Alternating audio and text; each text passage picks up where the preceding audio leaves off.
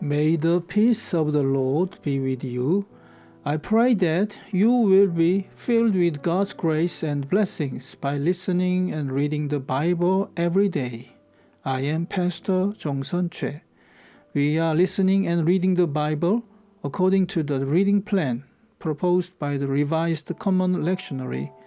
This year's reading plan is by Year C. Today is February the 15th, Tuesday of the 6th week of Epiphany.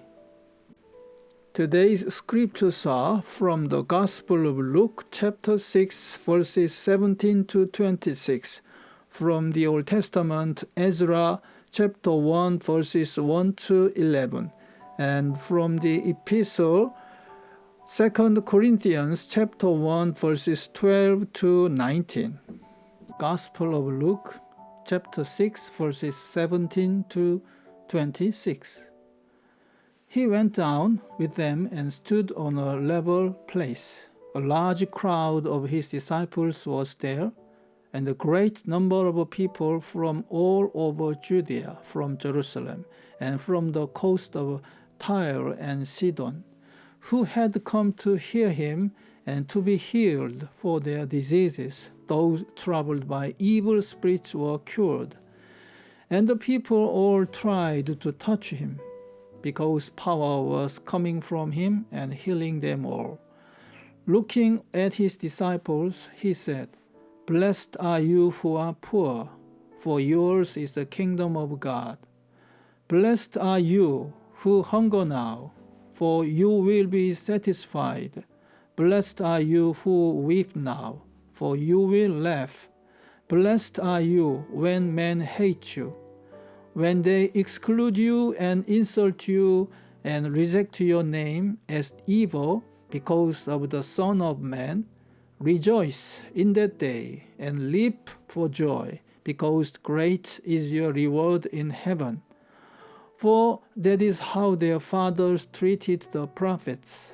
But woe to you who are rich, for you have already received your comfort. Woe to you who are well fed now, for you will go hungry. Woe to you who laugh now, for you will mourn and weep. Woe to you when all men speak well of you, for that is how their fathers treated the false prophets." Amen. This is the word of God from the Old Testament, Ezra, chapter 1, verses 1 to 11. In the first year of Cyrus, king of Persia, in order to fulfill the word of the Lord, spoken by Jeremiah, the Lord moved the heart of Cyrus, king of Persia, to make a proclamation throughout his realm and to put it in writing. This is what Cyrus, king of Persia, says. "The Lord, the God of heaven, has given me all the kingdoms of the earth, and he has appointed me to build a temple for him at Jerusalem in Judah. Any one of his people among you, may his God be with him, and let him go up to Jerusalem in Judah and build the temple of the Lord, the God of Israel, the God who is in Jerusalem. And the people of any place where survivors may now be living are to provide him with silver and gold, with goods and livestock, and with free will offerings for the temple of God in Jerusalem. Then the family heads of Judah and Benjamin, and the priests and Levites, everyone whose heart God had moved, prepared to go up and build the house of the Lord in Jerusalem. All their neighbors assisted them with articles of silver and gold, with goods and livestock, and with valuable gifts, in addition to all the freewill offerings. Moreover, King Cyrus brought out the articles belonging to the temple of the Lord, which Nebuchadnezzar had carried away from Jerusalem and had placed in the temple of his God. Cyrus, king of Persia, had them brought by Mithridates the treasurer, who counted them out to Sheshbazzar the prince of Judah.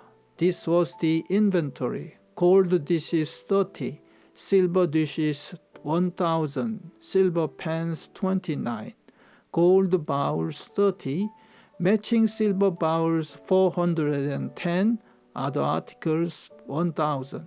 In all, there were 5,400 articles of gold and of silver. Sheshbazzar brought all this along when the exiles came up from Babylon to Jerusalem. Amen. This is the word of God from the 2 Corinthians chapter 1 verses 12 to 19. Now this is our boast. Our conscience testifies that we have conducted ourselves in the world, and especially in our relations with you, in the holiness and sincerity that are from God. We have done so not according to worldly wisdom, but according to God's grace.